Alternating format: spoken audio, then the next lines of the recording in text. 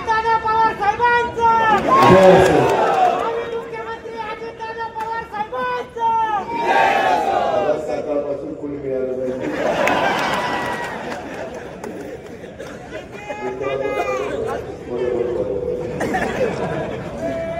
आजच्या पक्षप्रवेशाच्या जाहीर पक्षप्रवेशाच्या कार्यक्रमाच्या निमित्तानं उपस्थित असणारे आपल्या गावचे सुपुत्र परशप्पा थोरात, जिल्ह्याचे राष्ट्रवादीचे अध्यक्ष प्रदीप गारटकर, जिल्हा परिषदेचे माजी अध्यक्ष माजी सहकारी जालिंदर कामठे, आमचे अहिल्यानगर श्रीगोंद्याचे राजेंद्र नागवडे, वीर धवल जगदाळे, वैशालीताई नागवडे, गुरुमुख नारंग, नितीन दोरगे, ॲडव्होकेट कावेरी गुरसळ, इंद्रजित जगदाळे, सागर खडके, मधुकर दोरगे, शिवराज पवार, सविताताई कांबळे, सोनालीताई साधना, राजेश गायकवाड, सोनालीताई कुल, ज्योतिताई जुरुंगे, अशोक खळदकर, पृथ्वीराज नागवडे, वैभव पवार, सुदेव फराटे, निखिल स्वामी, केशव मगर, महेश भागवत, रंगनाथ फुलारी, शिवाजीराव गमाले,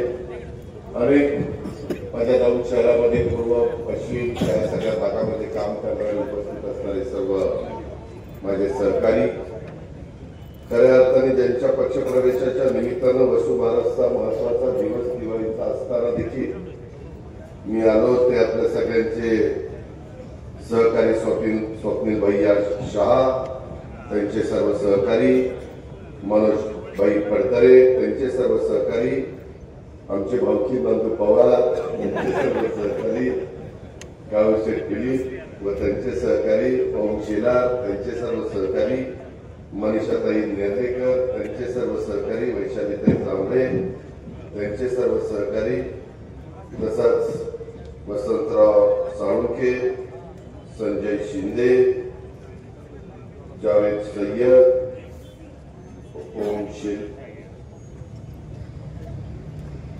हर्षलाताई अगरवाल, राजेश्वरीताई जोगळेकर, भीमराव नायकर, नागेश गोकुळ, अनेक वेगवेगळ्या मान्यवरांनी राष्ट्रवादी काँग्रेस पक्षामध्ये आपल्या सर्वांच्या साक्षीनं प्रवेश केलेले सर्व मान्यवर जमलेले माझ्या ग्रामीण भागातले आणि जम्मू शहरातले प्रतिष्ठित नागरिक, तसंच वेगवेगळ्या राजकीय पक्षाचे उपस्थित असणारे सर्व मान्यवर, पत्रकार मित्र, बंधू भगिनींनो, माझ्या तरुण मित्रांनो, अनेक वर्ष माझ्यासारख्या कार्यकर्ता तुमच्या सगळ्यांचं प्रतिनिधित्व करतोय. 91 साली तुम्ही सगळ्यांनी मला निवडून दिलेलं होतं, पण काही कारणानिमित्त मला लोकसभेमध्ये 6 महिन्याच्या आत राजीनामा द्यावा लागला आणि मला महाराष्ट्राच्या राजकारणामध्ये यावं लागलं. आपण सगळ्यांनी स्वर्गीय यशवंतराव चव्हाण साहेबांचा बेरजेचं राजकारण बघितलंय. आपण नेहमी शिवशाहू फुले आंबेडकरांच्या विचारधारा डोळ्यासमोर ठेवून पुरोगामी विचार पुढे घेऊन जात असतो. साहित्य रत्न अण्णाभाऊ साठे असतील, पुण्यश्लोक अहिल्यादेवी होळकर असतील, सावित्रीबाई फुले असतील, राजमाता जिजाऊ असतील, छत्रपती संभाजी महाराज असतील, त्या सगळ्या महापुरुषांचा आदर्श मौलाना आझाद असतील, त्या सगळ्यांचा आदर्श ठेवून आम्ही आमच्या राजकारणाला सुरुवात केली. कधी जातीपातीच्या नात्या गोत्याचं राजकारण केलं नाही, जातीय सलोखा ठेवण्याचा प्रयत्न केला. कारण छत्रपती शिवाजी महाराजांनी 18 पगड जाती 12 बलुतेदारांना बरोबर घेऊन हिंदवी स्वराज्याची स्थापना केली आणि खऱ्या अर्थाने तुमच्या माझ्या महाराष्ट्रामध्ये एक वेगळ्या प्रकारचा इतिहास घडवला आणि इतिहासात त्यांची नोंद झालेली आहे. आणि साधारण तुम्ही बघितलं तर जे जे महापुरुष होऊन गेले त्यांची नावं मी आता घेतली.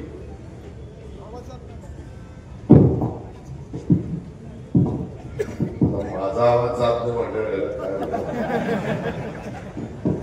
त्याच्यामध्ये वेगवेगळे मान्यवर आवाज घाबरला त्या काही चांगलं लागलं. बाकी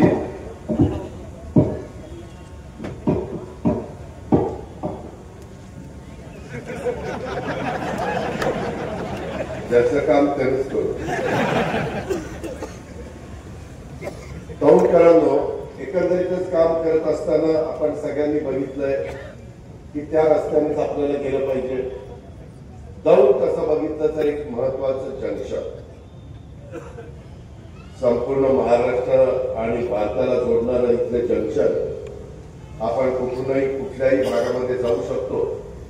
त्या दौंडला मिनी भारत म्हणून पण ओळखलं जातं. अनेक जाती धर्माचे लोक, मग मुस्लिम असतील, मागासवर्गीय असतील, भटकी असतील, त्याच्यामध्ये आदिवासी असतील, सगळ्या जाती धर्माचे लोक इथं गुण्यागोविंदाने राहतात. व्यापारी लोक देखील कष्टाने इथं व्यापार करतात.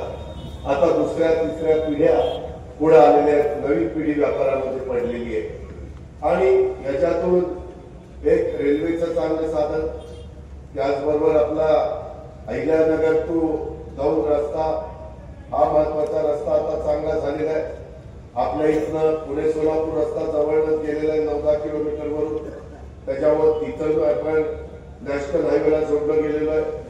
इकडून आता अष्टविनायकापैकी सिद्धटेक इथून तो रस्ता माझा अतिशय दयनीय होता, तो आम्ही कॉन्क्रीटचा रस्ता करून घेतला. त्याच्यामुळे आता दौंड मधनं सिद्धटेकला जायचं म्हटलं गणरायाच्या दर्शनाला तर वेळ लागत नाही. त्याच्यामध्ये एक वेगळ्या प्रकारची परिस्थिती इथं भौगोलिक आहे. आपली भीमा नदी इथं जवळनं जाते, पुढे ती चंद्रभागा होते आणि त्याच्यातून ती पांडुरंगाचं दर्शन घेऊन पुढे कर्नाटकामध्ये जाते. एवढी मोठी इथली नदी, एसआरपीची जवळच असणारी जागा आणि त्याच्यामुळं सगळ्या जर विचार केला तर या शहरामध्ये बऱ्याच काही गोष्टी करता येण्यासारख्या आहेत. मित्रांनो, एकंदरीतच हे शहर मधनं रेल्वे लाईन गेल्यामुळं थोडंसं विभागलं गेलेलं आहे. इथं एसटीचं एक महत्वाचं केंद्र आहे. मी एकंदरीत माझ्या राजकीय जीवनामध्ये बघितलं तसं बारामती दौंड काही वेगळी शहरं नव्हती, वेगळे तालुके नव्हते. मी माझ्या तालुक्यामध्ये आदरणीय पवार साहेबांनी 72 साली विद्या प्रतिष्ठान एक संस्था काढली आणि मी 90 आल्यानंतर त्याच्या वेगवेगळ्या ब्रँचेस तिथं काढल्या आणि राज्य सरकारच्या किंवा इतर कुणालाही त्या तालुक्यामध्ये त्या शहरामध्ये जर काही सुरू करायचं म्हटलं तर मी त्याच्यामध्ये राजकारण न आणता मदत केली. निवडणुकीच्या वेळेस राजकारण करायचं ते आपण करू, परंतु एकदा निवडणुका झाल्यानंतर खऱ्या अर्थाने त्या भागातल्या जनतेचा सर्वांगीण विकास कसा होईल, तिथं रोजगार कसा निर्माण होईल, तिथं एकंदरीत बाजारपेठेमध्ये उठाव कसा येईल, बाजारपेठेमध्ये चलन कसं फिरेल, त्या गोष्टी बघायच्या असतात. आणि केंद्राच्या आणि राज्याच्या अनेक योजना आहेत. देशाचे पंतप्रधान नरेंद्र मोदी साहेबांनी पण गेल्या 11 वर्षांमध्ये इतक्या मोठ्या प्रमाणात सर्वसामान्य माणसाच्या करता योजना राबवण्याचं काम केलं, परंतु त्यांनी तिथं निर्णय घेतला तरी तो शेवटच्या माणसापर्यंत, माझ्या लाडक्या बहिणीपर्यंत पोहोचवण्याचं काम हे कार्यकर्त्याला करावं लागतं. तीच गोष्ट राज्य सरकारमध्ये, महायुतीच्या सरकारमध्ये माझ्यासारखा कार्यकर्ता देवेंद्रजी, एकनाथराव, मी आणि बाकीचे सगळे सहकारी काम करतात. त्याच्यातनं पण संकट येतात नैसर्गिक. आता पूरग्रस्तांचं कसं संकट आलं ते तुम्ही पाहिलं. त्याला वेगवेगळी लोक त्यांच्याकडनं मदत देत आहेत. आता स्वप्नीलजी पण म्हणाले, दादा माझी वैयक्तिक मदत पूरग्रस्तांना मला त्या ठिकाणी द्यायची.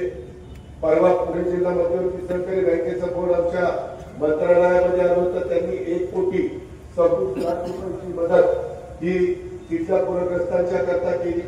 आपल्या एमएससी बँकेने 10 कोटी रुपयाची मदत केली.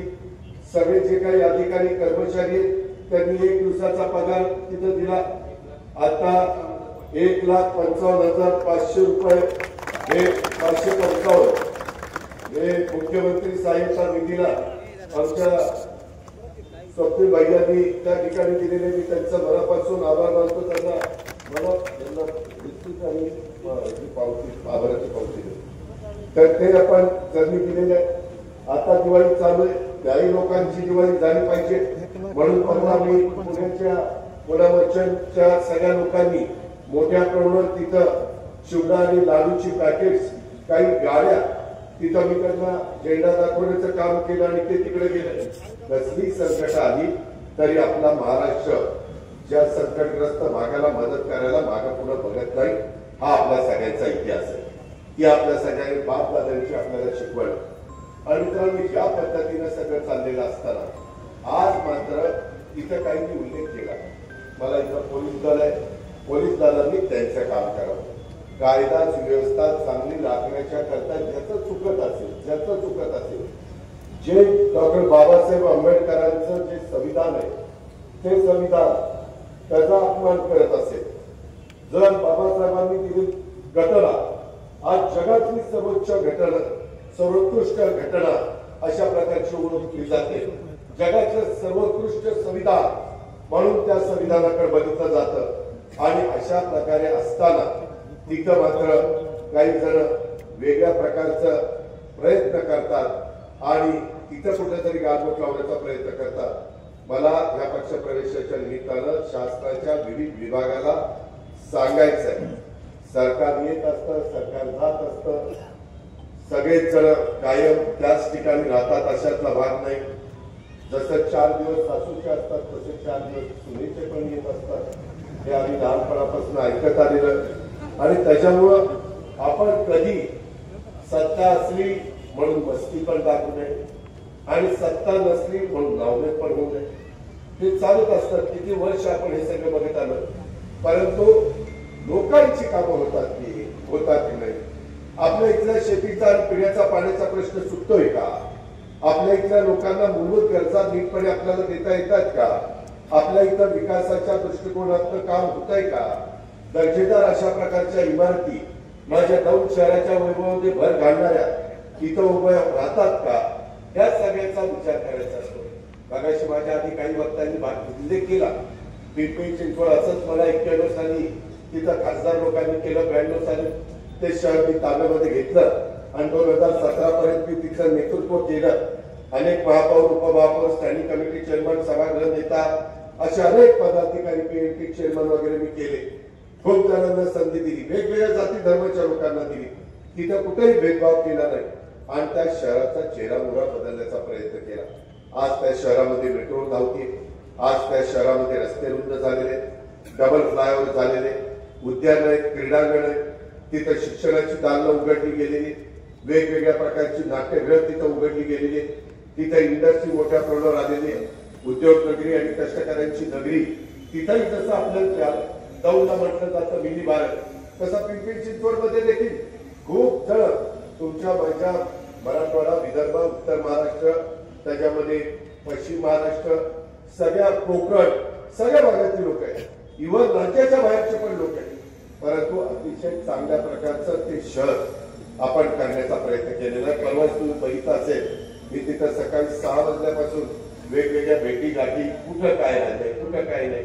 आमच्या हातात काही जादूची काढली नाही. एखादं काम झालं तरी एखादं काम राहत असेल त्याचा पाठपुरावा. आता मला मगाशी मी रमेश अप्पांनाही दाखवलं, कोणतरी आलं आणि त्यांनी मला निवेदन दिलं आणि निवेदन वाचलं. त्या निवेदनात त्यांनी सांगितलं, दादा 25 वर्ष झाली आम्हाला प्यायला पाणीच नाही. आता 25 वर्ष झाली पाणी नाही, त्यांना 25 वर्षात आज आधीचा दाखवला तरी मागे सांगायला पाहिजे होतं. आपल्या हातामध्ये केंद्र सरकार आहे, आपल्या हातामध्ये राज्य सरकार आहे, आपल्या हातामध्ये जिल्हा नियोजन समिती आहे, आपल्यामध्ये वेगवेगळ्या आमच्या ओळखी लोकांच्या झालेल्या CSRचा फंड आपण आणू शकतो. मला मधी सातत्याने वीर गवत जगदाळे आणि इंद्रजित जगदाळे त्यांनी मला सांगितलं की दादा, आमच्या वडिलांच्या पुण्याईमुळं, पूर्वजांच्या पुण्याईमुळं आमची जमीन शहराला लागली. इथनं बरोबर 1.5 किलोमीटरवर त्यांची जमीन. आता शहर वाढतंय, त्याही बाजूला वाढतंय आणि त्याच्यामुळं आम्हाला तिथे एक शिक्षण संस्था काढून द्या. परवा ही गोष्ट माझी 2-3 महिन्यापूर्वीची आणि त्याच्यामध्ये दर्जेदार विद्या प्रतिष्ठानचे इंग्रजी मीडियम स्कूल, त्याच्यामध्ये सगळ्या प्रकारच्या सुविधा, त्याला क्रीडांगण, तिथं वेगवेगळ्या प्रकारची ग्रीनरी, तिथं CIIT किंवा ITI ज्याची आज शिक्षण माझ्या मुलांनी मुलींनी घेतलं इथल्या, तर त्यांना स्वतःच्या पायावर ते उभं राहता येईल, त्यांना त्याच्यातून रोजगार मिळेल किंवा त्यांनी ते शिक्षण घेतले म्हणून इकडची इंडस्ट्री त्यांना काम त्या ठिकाणी देईल. या प्रकारचे कोर्सेस आम्हाला सुरू करा. मी बरेच दिवस तो प्रयत्न करत होतो, परंतु मला काही कारणाने जमीन मिळत नव्हती.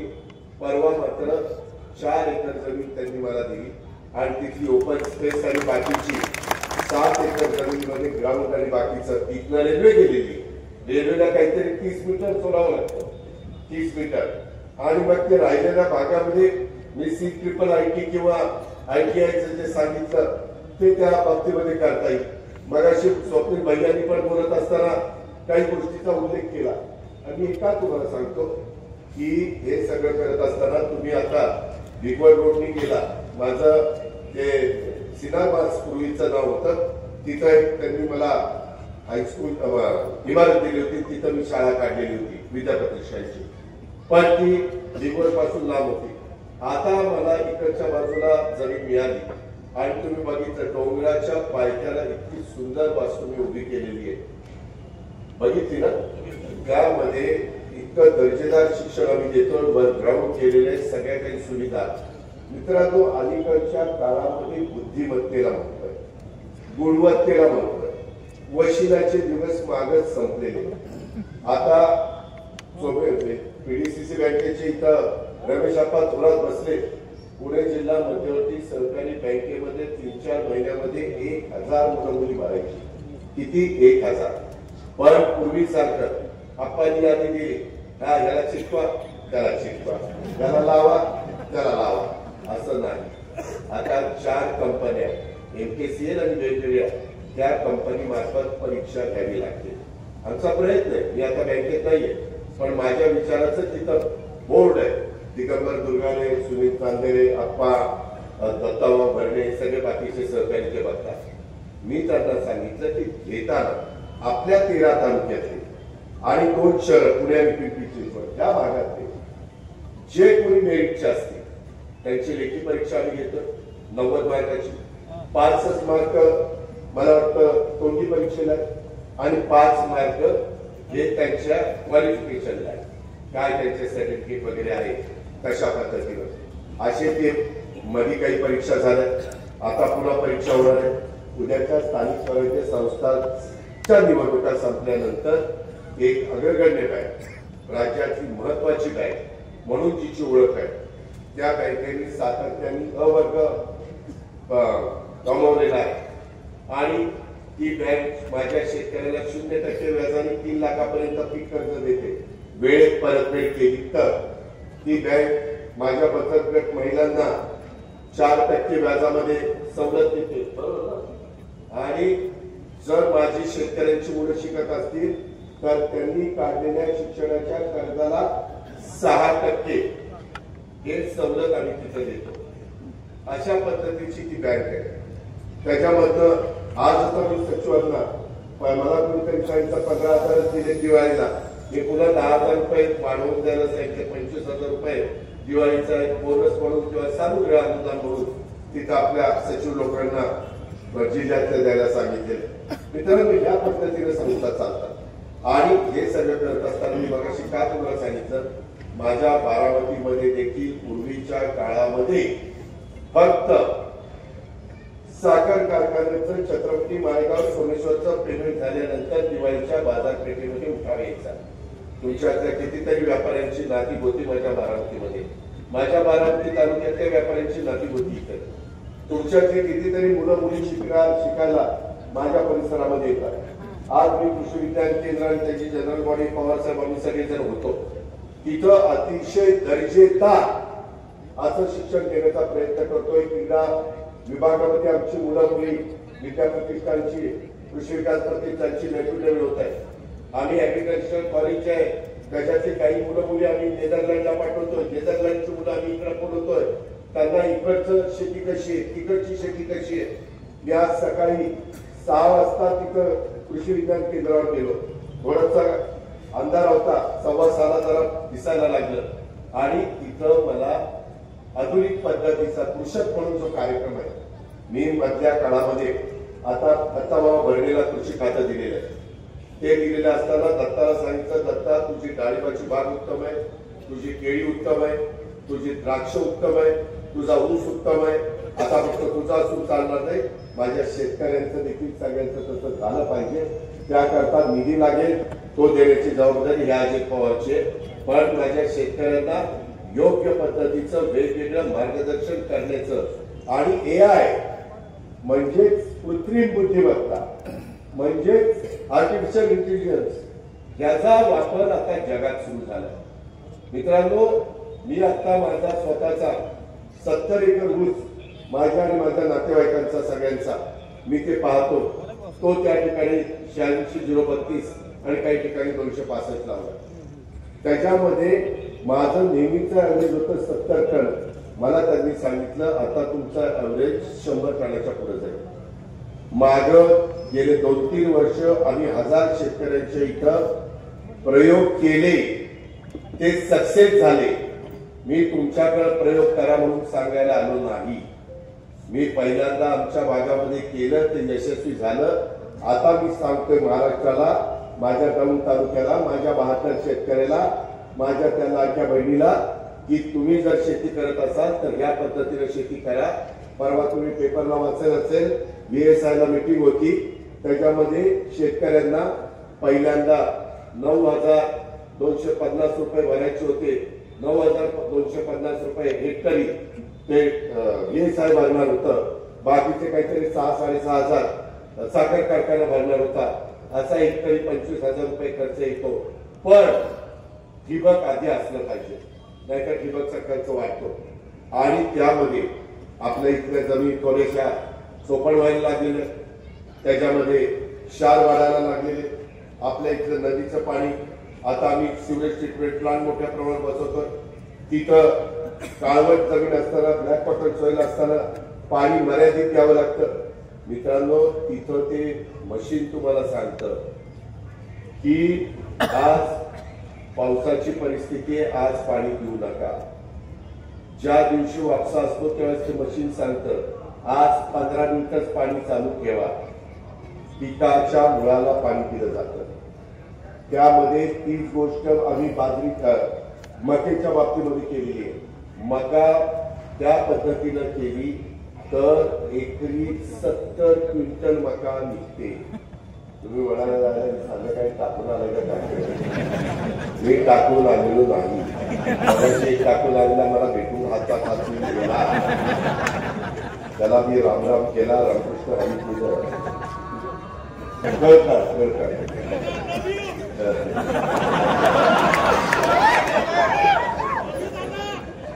शिव फुले शाहू आंबेडकरांचं. मी मगाशी हे सांगत होतो. मी सुरुवातीलाच आज स्वप्नील भैया शहा, मनोजभाई पटकरे, चंदू पवार, नंदूभाऊ पवार, काळूशेठ दिलीप, ओम शेलार, मनीषा दैनेकर, वैशाली ते जांभळे अशा अनेक मान्यवरांनी राष्ट्रवादी काँग्रेस पक्षामध्ये प्रवेश केलेला आहे. त्या सगळ्यांचं मी राष्ट्रवादी काँग्रेस पक्षाचा कुटुंब प्रमुख या नात्याने त्या सर्वांचं आपल्या सर्वांच्या साक्षीनं मनापासून स्वागत करतो. आणि त्यांना निश्चितपणे आम्ही सगळेजण मिळून आपण एकमेकाला मान सन्मानाची वागणूक देऊया. कुठल्याही परिस्थितीला आम्ही आगीत उठून फोकटात पडलोय अशा प्रकारची वेळ आमच्याकडनं माझ्या सहित कोणी तुमच्या मिळून देणार नाही. हा शब्द देखील या महत्वाच्या चौकामध्ये मी आपल्या सगळ्या सहकाऱ्यांना आणि आलेल्या सगळ्या मान्यवरांना देतो. मित्रांनो, मी मगाशी तुम्हाला सांगत होतो की बाबा मला ज्यावेळेस पहिल्यांदा हे पेमेंट व्हायचं फक्त दिवाळीमध्ये पेमेंट झाल्यावर व्हायचं. पण आता माझ्या बारामतीमध्ये व्यापारी बंधूंना विचारा, त्यांना दिवाळीच्या पेमेंट व्हायच्या करता थांबावं लागत नाही. 12 महिने बारामतीचे बाजारपेठ चालते. एवढ्या मोठ्या प्रमाणावर मी शिक्षण संस्था तिथं काढल्या. अनेक विद्यार्थिनी तिथे शिक्षण देतात. तुम्हाला आश्चर्य वाटेल, ज्या शहरामध्ये आज वेगवेगळ्या संस्था आहेत त्याच्यात 1.5 लाख विद्यार्थी शिक्षण देत आहेत. 1.5 लाख. एवढी मुलं मुली, त्यांचे पालक, ते बाहेर येतात, ते तिथं राहतात, त्यांची डिमांड, या सगळ्या गोष्टी त्याच्यावर बारामती बदलत चाललेली आहे. मगाशी स्वप्नील भैया का कुणीतरी बोलताना म्हणाल, काही म्हणतात बारामतीचा विकास आहे, इतरांचा विकास. असं नाहीये. मी सगळ्यांना मदत करत असतो. झालेली मदत त्याचा नीटपणे पै खर्च झाला पाहिजे. तुम्ही बघा, मागच्या काळामध्ये वीर धवनचे वडील बाळासाहेब जगदाळेंनी त्याच्यामध्ये तो कारखाना सहकारी तत्वावर आता होऊ शकत नाही म्हणल्यानंतर त्यांनी खाजगी कारखाना करण्याच्या करता विलासरावांनी त्यांना सांगितलं आणि मग इंद्रदेवनी आणि वीर धवननी त्याच्यामध्ये आम्हा लोकांची मदत घेतली. तो कारखाना उभा राहिला. काय होतो तिथं आज त्या भागातल्या रस्त्यांची क्वालिटी कशी? आज तिथले डिवायडर कसे, आज तिथली झाडं कशी, हे असं होत नाही. पैसा नुसता दिला की पोपटराव सगळं होत नाही. त्याकरता कष्ट घ्यावे लागतात, मेहनत घ्यावी लागते. सकाळी 6 वाजल्यापासून उठून काम करावं लागतं तर ते तिथं काम होतं. अडचणी समजून घ्याव्या लागतात. काम करताना सगळ्यांना बरोबर घेऊन आपण काम करावं लागतं. त्याच्यामध्ये दुजाभाव करून त्या ठिकाणी चालत नाही. मला तर या कार्यक्रमाच्या निमित्तानं विशेषतः पोलीस खात्याला सांगायचंय की दौंड पोलीस स्टेशनचा गैरवापर, खोटे गुन्हे दाखल करणं यावरती सत्यता पाहूनच कारवाई करावी. नाहीतर उगीच अजित पवारचा फोन आलाय त्याला याच्यावर घ्या ऍक्शन असं नाही. अजित पवार उपमुख्यमंत्री असला तरी त्यानं पण नियमाप्रमाणेच वागलं पाहिजे. त्यांनी पण घटनेचा आदर केला पाहिजे, संविधानाचा आदर केला पाहिजे. त्याच पद्धतीने त्याचं काम असलं पाहिजे. तीच गोष्ट बाकीच्या सगळ्यांना लागू. त्याच्यामुळं जो काही अशा प्रकारचा त्रास देण्याचा प्रयत्न केला तर लोक ते फार सहन करत नाही. ही पण गोष्ट आपण सगळ्यांनी या निमित्तानं ध्यानात घ्या. आणि हे सगळं होत असताना मी अनेक प्रकारच्या रस्त्याला दौंड तालुक्यामध्ये निधी दिलेला आहे. पीए बार्डेचा पण निधी दौंड तालुक्याला आलेला आहे. त्याच्यामध्ये वेगवेगळ्या पद्धतीनं आम्हाला आता पुढे टप्प्यात जर शक्य असेल तर जसं मांजरा, गोदावरी, त्याच्यामध्ये सिंधफणा, त्यामध्ये तापी या नद्यांना तिथं बॅरेजेस केलेले, छोटी छोटी धरणं, आणि त्याच्यातून तिथं मोठ्या प्रमाणात शिवाय खोलीताखाली आलं. आपल्या इथलं जे काही हे केटीवेर आहे ते केटीवेरची अवस्था आता खूप जुनी झालेली. त्याचं रूपांतर आता काही आम्ही मराठवाड्यामध्ये बॅरेजेस मध्ये केलं आणि त्याच्यातनं त्याचा फायदा झालेला. तशा पद्धतीने आपल्याला करावं लागेल. मगाशी स्वप्नील भैया का कोणीतरी म्हणालं किंवा आमच्या इकडं लोक जातात दर्शनाच्या करता सिद्धटेकला. अनेक लोक महाराष्ट्रातनं येतात. काही काही तर 24 तासात अष्टविनायकाचं दर्शन घेण्याचा संकल्प सोडतात आणि ते मोरगाववरून सुरुवात करतात आणि शेवट पुन्हा मोरगावला करतात. त्याच्यातली 5 तर देवस्थानं आपल्याच पुणे जिल्ह्यामध्ये. त्याच्यातलं एक सिद्धटेक जवळपास पुण्यातच असल्यासारखं आहे. फक्त नदी ओलांडण्याची तिथं येते अहिल्यानगरमध्ये, कर्जत तालुक्यामध्ये, आणि तो पालीला आणि तिकडं महाडला. अशा पद्धतीने यंदाच्या वर्षी त्या अष्टविनायकाला लेणी जरी सोडलं, कारण ते केंद्र सरकारच्या ताब्यात आहे, पुरातत्व विभागाच्या, पण लोकांचं पांडुरंगाचं दर्शन घ्यायला देखील लोक मोठ्या प्रमाणात जायला लागलेली. त्याच्यावर पालखी मार्ग आपण उत्तम केले. आता तिकडं काही जण मोठ्या प्रमाणावर अष्टविनायकाला जातात. तिथंही आपण चांगल्या पद्धतीच्या सुविधा देतो. जवळपास 150 कोटी रुपये आपण खर्च करतो. मी त्यांना सांगितलं हे 150 कोटी रुपये 7 ठिकाणी कमी पडले तर सांगा, आपण आणखी देऊ. योग्य ठिकाणी पैसे देण्याची आपली तयारी, आपल्याला काही अडचण नाही. त्यामध्ये तुळापूरला आणि वळूला जे छत्रपती संभाजी महाराजांनी आयुष्यामध्ये एक देखील लढाई हरली नाही. शावर चित्रपट आल्यानंतर संभाजी महाराजांचा इतिहास अनेक नवीन पिढीला कळाला की छत्रपती संभाजी महाराज एक शौर्यवीर कसा योद्धा असू शकतो, शौर्य कसं दाखवू शकतो, एकही लढाई न हरलेला राजा हा कसा असू शकतो, त्याचं मूर्तिमंत उदाहरण म्हणजे छत्रपती संभाजी महाराज. आणि त्यांचं एक चांगल्या प्रकारचं स्मारक करण्याच्या करता 350 कोटी रुपयाचं काम तिथं आम्ही चालू केलेलं आहे. अनेक महात्मा ज्योतिराव फुले आणि सावित्रीबाई फुल्यांचं पण विडेवाड्यामध्ये आणि तिथं स्मारक अतिशय चांगल्या प्रकारचं आम्ही करतोय. पुण्यश्लोक अहिल्यादेवी होळकरांचं सौंदीला राजमातांचं तिथं आपण त्यांचं स्मारक करतोय. अशा पद्धतीनं समाजातल्या सर्व घटकांच्या करता आपण शिवण साहित्यरत्न अण्णाभाऊ साठेंचं, बाबासाहेब आंबेडकरांचं काम तर किती मोठं चाललंय. जगातला सगळ्यात उंच पुतळा अशा पद्धतीने तिथं स्मारक 14 एकरामध्ये मुंबईला चाललेलं आहे. अशा पद्धतीचं बाबांनो आपलं काम चाललेलं आहे. आपण हे सगळं करत असताना आपल्याला पण शिक्षणाला महत्व द्यावं लागेल. त्याच्यामध्ये आपल्याला 1 तासामध्ये पुणे आहे. आता पुण्याच्या स्टेशनला देखील खूप मोठ्या प्रमाणावर गर्दी असते. आता आम्ही दुसरं स्टेशन हडपसरला करतोय, कारण हडपसर देखील जवळपास तिकडेही पुढे वाढतंय. मधल्या काळात आम्ही जरा सर्वे केला की हडपसरच्या भागात एक वेगळी महानगरपालिका करता येईल का. त्याच्यात पुढील कंचन, त्याच्यामध्ये वाघ वस्ती, त्याच्यामध्ये लोणी काळभोर, त्याच्यामध्ये वाघोली, हा सगळा हे सगळा परिसर येतो. ते पण आमचं तपासायचं काम चाललेलं आहे आणि PMRDच्या माध्यमातून त्या सगळ्या गोष्टी कशा करता येईल त्या पद्धतीनं, कारण काम करताना उद्याची 50 वर्ष डोळ्यासमोर ठेवून निर्णय घ्यायचे असतात, त्या पद्धतीनं आपलं सगळं चाललेलं आहे. आणि म्हणून त्या दिवशी मला इंद्रजीत आणि मी जाऊन भेटले, त्यांनी ती जागा द्यायचं सांगितल्यानंतर आम्ही त्याचा प्लॅन पण तयार केला. आम्ही तिघांनी पण बसून त्याच्यामध्ये ऑप्शन 1, ऑप्शन 2, ऑप्शन 3, ऑप्शन 4 पाहिले. त्याच्यामध्ये एक ऑप्शन आम्हाला जवळपास पसंत आला.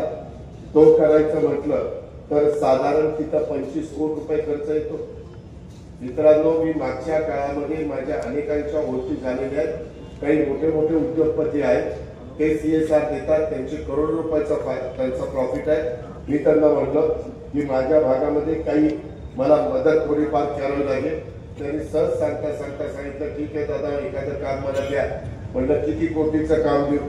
म्हणलं द्या दादा, 25 कोटीचं द्या.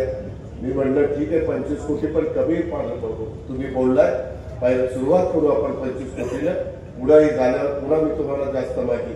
अशा पद्धतीनं ते 25 कोटीचं आता इंग्रजी माध्यमाचं स्कूल इथून 1.5 किलोमीटरवर त्या बाबतीमध्ये आपण काम करतो. आज तुमच्या दौंड शहरामध्ये देखील इंग्रजी माध्यमाची स्कूल आहेत, त्याबद्दल दुमत नाही. परंतु जसं मगाशी स्वप्नीबाई यांनी सांगितलं की दादा काही पॉलिटेक्निक सारखे कोर्सेस काही तर मी आपण तुम्हाला आठवत असेल, स्वर्गीय सुभाषांनातून हयात असताना आपण सुभाषांनांचं एक स्वप्न होतं की विमा पाटक कारखान्याची कॅपॅसिटी 5000 टनाची वाढवायची. आणि जसं शिवनगरला आम्ही माळेगाव शैक्षणिक संकुल उभं केलंय, सोमेश्वर नगरला एक शैक्षणिक संकुल उभं केलंय, तशा पद्धतीनं शैक्षणिक संकुल उभं करायचं असं आप्पांच्या अण्णांच्या मनात होतं. परंतु काळाच्या नियतीचा पुढं आपलं कुणाचं काही चालत नाही. फार आकस्मिकरित्या अण्णा आपल्याला सोडून गेलेत. मी त्यांना भावपूर्ण श्रद्धांजली अर्पण करेन. पण त्यांचं ते राहिलेलं अधुरं स्वप्न, त्याच्यानंतर कारखान्याचं काय झालं ते जाता राजकारण करत नाही की कारखाना होता कुणाचा, चालवतोय कुण, आलाय कुठलं, बरोबर. तर आपली ही अवस्था आहे. परराज्यातल्या माणसांनी येऊन पार दौंड तालुक्यातल्या शेतकऱ्यांनी कष्टाने पिकवलेला ऊस हा गाळण्याच्या करता आपल्या कुणाच्या जमत नाही.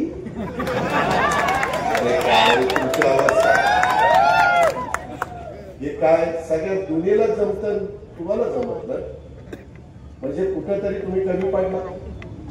याच्यामध्ये कुठेही त्याचा काहीतरी विचार करा ना. हा पाणी मुक्तय, तुम्ही सोडून घ्या. आम्ही पाणी टाकायला आलो नाही.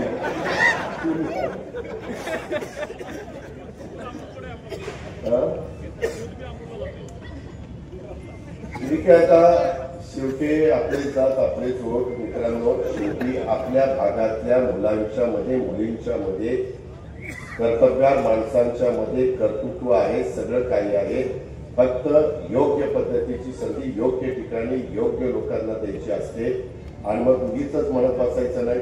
मी तिथं ज्या काही सुधारणा करतो बारामतीमध्ये, मी अक्षरशः मला वाईट पाणी लावलं. पिंपरी चिंचवडमध्ये तुम्हाला आठवत असेल, जुना पुणे मुंबई रस्ता रुंद करताना मी तो होता 2 पदरी, तो मी केला 8 पदरी. 8 पदरी करताना मला काही घर काढावे लागले नसते, काही तिथं अनधिकृत बांधकाम काढावी लागली नाही, परंतु आम्ही त्यांची पर्यायी व्यवस्था केली. उद्याच्याला आपल्या इथं देखील ज्या बारक्या बारक्या गल्ल्या आहेत तिथं फायर ब्रिगेड तरी गेला पाहिजे ना, तिथं अँब्युलन्स तरी गेली पाहिजे ना. उद्याच्याला कोणाच्या घरामध्ये रात्री अपरात्री काही पण सिरियस झाला तर काही पण घडू शकतं ना. कसं तिथं जायचं गाडीवर? त्याच्याकरता पूर्वीचा काळ वेगळा होता बाबांनो. त्यावेळेस वाहनं कमी होती, बैलगाड्या चालायच्या, टांगा घोडा चालायचा. आता परिस्थिती ती नाहीये. परवा दसऱ्याला माझ्या बारामतीमध्ये 2300 गाड्या 4 चाकी विकल्या गेल्या, 2300 गाड्या आल्याच ना तेवढ्या रोडवर. मग रोड मोठे करायला नको? त्याच्या संदर्भामध्ये पब्लिक सर्व्हिस ट्रान्सपोर्ट चांगली करायला नको? त्याच्यामध्ये मेट्रोच्या बद्दल, मेट्रो अजून आपल्याला यायला वेळ आहे, परंतु लोकल ही आपल्याला चालू करावी लागेल. त्या ट्रिपा आपल्याला वाढवाव्या लागतील. त्याच्याकरता वेळ पडली तर मी वैष्णवी साहेबांच्याकडे जाईल. पण तुम्ही पण चांगल्या नेतृत्वाचा स्वीकार केला पाहिजे. आज अनेक वर्ष एका पक्षामध्ये स्वप्नील मी बघत होतो, त्याचं बोलताना त्या ठिकाणी मन दाटून आलेलं होतं. आवाज त्याचा थोडासा वेगळ्या पद्धतीचा आला होता. माणसाला वाईट वाटतं की ज्याचं आम्ही इतकं लहानाचं मोठं करायला अक्षरशः हातावरच्या पोराला जसं आपण जपतो तशा पद्धतीने जर ते जपलं आणि आज काय अवस्था झाली. पण आपल्याला विकास करायचा. मी शब्दाचा पक्का आहे. मी त्याच्यामध्ये कामाचा माणूस आहे. मी बिनकामाचा माणूस नाही. तुम्ही माझ्या कुठल्याही संस्था बघा, आज मी ती चांगल्या पद्धतीने चालवतोय. मला आता नाईलाज असतो माळेगाव कारखान्याला चेअरमन व्हावं लागलं. काल मी 3,450 रुपये भाव काढला. अजून 100 रुपये जास्त निघाला असता, परंतु मागच्या वेळेस आम्ही कोजनला 1.5 रुपयाची सवलत दिलेली होती. ती यावेळेस अजून आम्हाला देता आली नाही. नाहीतर कोपरराव 3,550 रुपये भाव दिला असता. सगळी सोंग करता येतात, पैशाचं सोंग करता येत नाही. आणि त्याच्यामुळे दूध संस्था चालवत असताना, मार्केट कमिटी चालवत असताना, खरेदी विक्री चालवत असताना, नगरपालिका चालवत असताना मी माझ्या बारामतीच्या नगरपालिकेचे रोड आणि बाकीच्या सुविधा बघा, पाण्याची सोय कशा पद्धतीने केली बघा, तिथं लोकांना बसायला बिसायला संध्याकाळच्या वेळी कसं केले बघा. आता बऱ्याचशा बारामतीतल्या सुद्धा ह्याच्या आधी म्हणायचं इकडं कशाला आले, आता म्हणतात फार चांगलं झालं मी बारामतीत आलो. एवढं व्यवस्थितपणे सगळं कायदा सुव्यवस्था व्यवस्थित, कुणाची दादागिरी गुंडगिरी दहशत चालू देत नाही. कोण असेल किती मोठ्या बापाचा तू तुझ्या घरचा. इथं गरीब असो श्रीमंत असो मध्यमवर्गीय असो, ज्यांनी त्यांनी मानाने राहावं, मानाने जगावं, स्वच्छतेला महत्व द्यावं, आपला आपला धंदा चोखपणे करावा. या बोटाचा तुका त्या बोटाला, त्या बोटाचा तुका या बोटाला चालणार नाही. याची टोपी त्याला, त्याची टोपी याला चालणार नाही. या पद्धतीनं मित्रांनो, कधी कधी माझा जरा कडक स्वभाव काहींना वाटतं याला चिडलाय का काय करायला, पण माझा आवाजच तसा. आता आईबापाने जन्म दिला, आवाजाला मी काय करू, असं नाही बारीक आवाज, त्याला काय करायचं. पण मी असं बोललंच तसं आहे. पण मी समाजाच्या करता बोलत असतो, वैयक्तिक माझ्या स्वतःच्या स्वार्थाकरता बोलत नसतो. या गोष्टीचा विचार आपण त्या बाबतीमध्ये करा. आणि अजूनही माझं सतत लक्ष आहे एआयचा वापर करून नवीन पद्धतीचं शिक्षण देखील उद्याच्या काळामध्ये आपल्याला इथं उपलब्ध करून द्यावं लागणार आहे. आज बरेचसे मुलं मुली आम्ही ते पारितोषिकाचे देत होतो, त्यावेळेस मी विचारत होतो कोण सांगलीवरून आलंय, कोण बार्शीवरून आलंय, कोण बीडवरून आलंय, कोण लातूरवरून आलंय. वेगवेगळ्या भागातली आपल्या दौंडची पण मुलं मुली बरीच माझ्याकडे शिकायला बारामतीमध्ये, आपल्या कर्जत मधली आहेत, माढ्यामधली आहेत, इंदापूर मधली आहेत, वेगवेगळ्या भागातली. शेवटी सगळ्या मुलांचं भलं झालं पाहिजे, माझ्या लाडक्या बहिणीचं भलं झालं पाहिजे, ही आम्हा लोकांची त्या बाबतीमध्ये भूमिका आहे. आणि म्हणून इथं आता दौंड शहराला देत असणारे गोपाळवाडी राजमार्ग वायुवळण रस्ता व्हायला पाहिजे. 49 कोटी रुपये त्याला लागणार आहे. त्याच्यामध्ये काहींनी मला ते निवेदन दिलेले आहे, या रस्त्यात जाणाऱ्या शेतकऱ्यांच्या जमिनी थेट खरेदीने संपादन करायचे आहे. प्रस्ताव जिल्हाधिकाऱ्यांच्याकडे दिलाय. मित्रांनो, हे ट्रॅफिक आता पूर्वीसारखे सहा चाकी ट्रक राहिले नाही. आमच्या लहानपणी आम्ही बघायचो की ते ट्रक 6 चाकी असायचा आणि 10 टन माल न्यायचा. आणि ते ह्याचं असायचं ना, ते टिपर, काय टिपर, डंपर, ते डंपर आता त्याला हायवा म्हणतात. ती तर 1 ब्रासच न्यायचा. आता हायवा नेतोय 7 आणि 8 ब्रास नेतोय. एवढे मोठे डंपर. काही काही 22, 23, 24, 22, चाकाचे ट्रक आलेले. एवढा माल 40 टन एक ट्रक माल वाहून नेतोय. पूर्वी एक ट्रक 10 टन न्यायचा, आता एक ट्रक 40 टन नेतोय. त्याच्यावर रस्ते कशा पद्धतीने करावे लागतात, कॉन्ट्रॅक्टर चांगले द्यावे लागतात.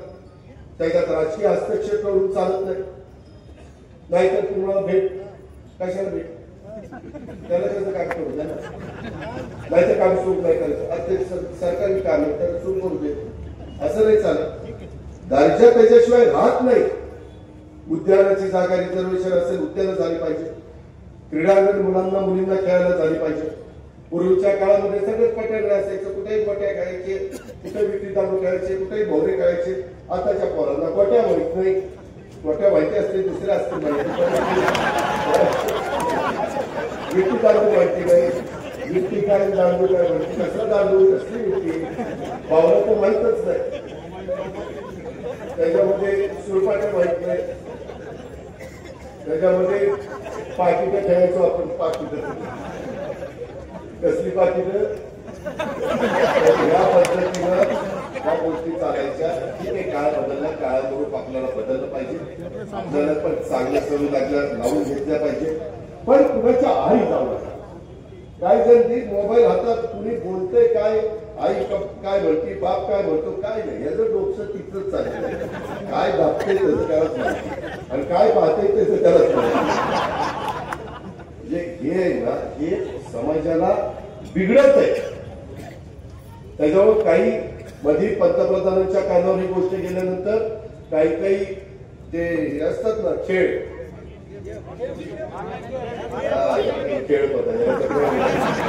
तर ते बँकेतले पैसे परत जातात वाटतं.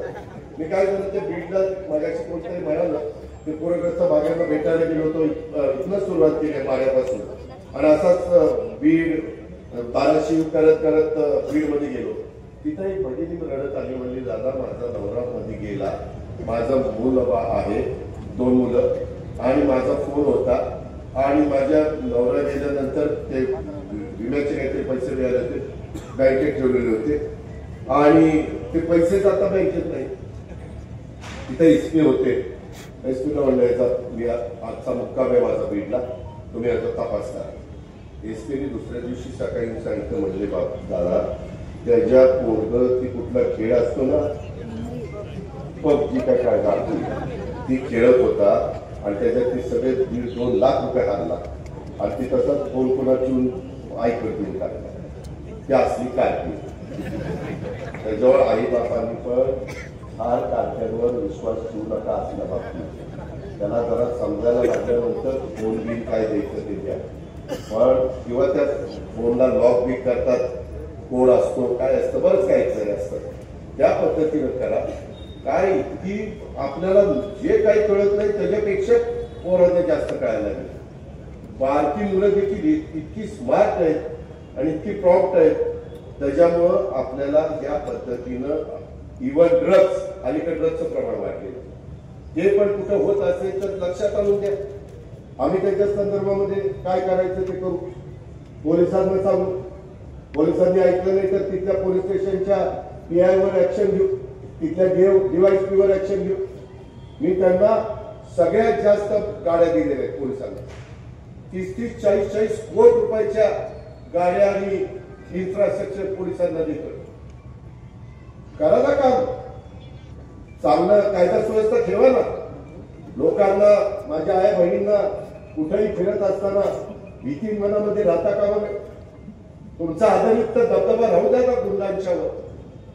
गुंडांचा बंदोबस्त करा, त्यांना मकोका लावा. आम्ही नाही हस्तक्षेप करणार, पण ज्या पद्धतीनंच कायदा सुव्यवस्था ठेवायला लागेल. प्रत्येकाला इथं सन्मानाने जगण्याचा अधिकार आहे आणि त्याच्यातून वेगवेगळ्या प्रकारचे घरकुलं, त्याचा मोठा कार्यक्रम आला, त्याच्या सवलती आता शिवराज चव्हाण आपले त्या ग्रामविकास खात्याचे, कृषी खात्याच्या मंत्र्यांनी दिलेला, त्याचा उपयोग आपण करून घेऊ. मित्रांनो, या प्रकारे मला स्वप्नील आणि बाकीच्या सगळ्यांना सांगायचंय, आपण पुढे जाण्याचं काम करू. आणि हे पुढे जात असताना उद्याच्या जिल्हा परिषद, तालुका पंचायत, नगरपालिका, महानगरपालिका या सगळ्या निवडणुकीच्या मध्ये आपण सगळ्यांनी जागृत राहिलं पाहिजे. कोण आपलं काम करू शकेल. अरे दत्तक मी जरी घेतलं तरी चांगल्या लोकांना निवडून द्या, मी दत्तक घेऊन उराव काढतो. यामध्ये मी जे सांगेन, मी पैसे दिले ज्या कामाला तर त्याच कामाला खर्च केले पाहिजे. त्याच्यात कुणी माझ्याच जवळच्याला ते टेंडर द्या असं पण नाही सांगितलं पाहिजे. पारदर्शकता तिथं पाहिजे. या प्रकारे आपण करू. स्वप्नीलच्या बरोबर, नंदू पवारांच्या बरोबर, इव्हन मी त्याच्या संदर्भामध्ये अनेक सहकारी मित्रांच्या संदर्भामध्ये फार बारकाईने सगळ्यांशी चर्चा केली. खूप वेगवेगळे माझी पण मतं सांगितली, त्यांची पण मतं समजून घेतली. मी त्यांना म्हणलं की मी मदत करायला तयार आहे. माझ्या हातात आज 8 लाख कोटीचं अर्थसंकल्प आहे. साधारण आता 4 लाख कोटी रुपये माझे पगाराला, पेन्शनला आणि बाकीच्या कामाला जातात आणि बाकीचे 4 लाख कोटी रुपये आमच्या लाडक्या बहिणींना, त्याच्यामध्ये आमच्या लाडक्या भावांना 3, 5, 7.5 हॉर्सपावरच्या मोटरला तुम्हाला मोफत वीज केलेली आहे. तुम्हाला काही शेतकऱ्यांना आम्ही दर महिन्याला त्यांच्या अकाउंटला पैसे टाकतो. आम्ही दिव्यांगांचे पैसे आता वाढवलेले आहेत, महिना 2,500 केलेले आहेत. बाकीच्या संजय गांधी निराधार, श्रावण बाळ, माझ्या 75 वर्षाच्या वरच्या लोकांना एसटी फ्री केलेली आहे, महिलांना एसटी अर्धा तिकीट केलेली आहे. अशा खूप काही गोष्टी केलेल्या आहेत. माझ्या गोरगरीब जनतेच्या मुलांना मुलींना शिक्षण फुकट त्या ठिकाणी केलेलं आहे. बऱ्याच गोष्टी आहेत, सांगत बसलो तर वेळ कमी पडेल. आणि ह्या सगळ्या गोष्टीचा आपल्याला उपयोग करून घ्यायचा आहे. विश्वासाने राहा. दिवसा ज्यांच्या बरोबर असाल, रात्री पण त्यांच्याच बरोबर. नाहीतर रात्री दुसऱ्याला म्हणायचं ये चर्चा करतो, नाही आता मी तिकडचा एजंट होतो, पण तुला बरोबर मदत करतो, मातीत जा, काय बरोबर. त्याला 4 गोष्टी सांगायच्या. आता नाही, आमची रेषाही ठरलेली, आम्ही या रस्त्याने जायचं ठरवलं. आता या रस्त्याने जाऊन आमचं काय भलं होतंय का काय होतंय ते आम्हाला बघायचं. या प्रकारे आपण पुढे जाऊया. मी खरोखर सांगतो, तुम्हाला अंतर पडून देणार नाही. आणि सुदैवाने माझे अलीकडच्या काळामध्ये मोदी साहेब असतील, अमित शाह साहेब असतील, वैष्णवी साहेब असतील, किंवा शिवराज सिंग चौहान साहेब असतील, ज्योतिरादित्य सिंधिया असतील, अनेक मान्यवरांच्या ओळखी आपल्या झाल्या, उद्योगपतींच्या ओळखी झाल्या. मगाशी स्वप्नील का कोण म्हणत होतं की आमच्या इथला आता तो केमिकल झोन तसला नका, दुसऱ्या प्रकारचे कारखाने. आपल्याकडे रस्त्याच्या पाण्याची लाईटची सुविधा असल्यानंतर लोक इंडस्ट्री टाकायला मागं पुढे बघत नाही. आता ते केलं तर मग सिमेंटचा कारखाना. लोक म्हणतात राव दादा ते सिमेंटच्या कारखान्याची ती काय पावडर उडती आणि ती पिकाचंच नुकसान व्हायला लागेल. म्हणजे करताना आपल्याला माहिती नव्हतं की सिमेंटच्या कारखान्याने असं काही होईल. परंतु ते त्याला आता डस्ट कॅचर बसवावं लागेल. म्हणजे ते जे काही पावडर बाहेर पडती ती डस्ट, म्हणजे ती डस्ट बनवू आपण घडीवर, ती कॅच करायची त्या कॅचरने, डस्ट कॅचर. साखर कारखान्याला पण आम्ही बसवतो. पूर्वीच्या काळामध्ये तुम्हाला जुन्या लोकांना माहिती असेल, ती चिमणी असायची, त्याच्यातनं धूर निघायचं, त्यावेळेस काजळी फिरायची. आजूबाजूला 2-3 किलोमीटर मध्ये काजळी फिरायची. झाडलं तरी काजळी अंगावर पण पांढऱ्या कपड्यावर जरी दिसायची. आता त्याला डस्ट कॅचर बसवतात. आता नवीन सायन्स फार पुढे गेलं. मी मागाशी तुम्हाला एआयचं सांगितलं, ते तर इतकं सांगण्यासारखं आहे. आम्ही आता कृषक जानेवारीमध्ये घेतोय. तुम्ही कधीतरी बारामतीला येऊन ते पहा की तिथं आम्ही शेतावर, म्हणजे आम्ही असं स्क्रीनवर दाखवत नाही, फील्डवर. आता कांदा, नवीन एक कांदा डेव्हलप केलेला आहे. तो कांदा काढल्यानंतर 8 महिने चांगला राहतो. किती? 8 महिने. जो काही आपला आता अलीकडे कांदा काढला की तो खराब होतो, नाचतो, फेकून द्यावा लागतो, भाव कमी होतात, कमी झाले की त्रास होतो, जास्त झाले की पैसे मिळतात. त्याच्यामुळं एक नवीन 7 ते 8 महिने चालणारा कांदा. मित्रांनो, तुम्ही तर माझ्यावर विश्वासच ठेवणार नाही. आज सकाळी गेलो, त्याच्यामध्ये मॅग्नेट आहे, मॅग्नेट.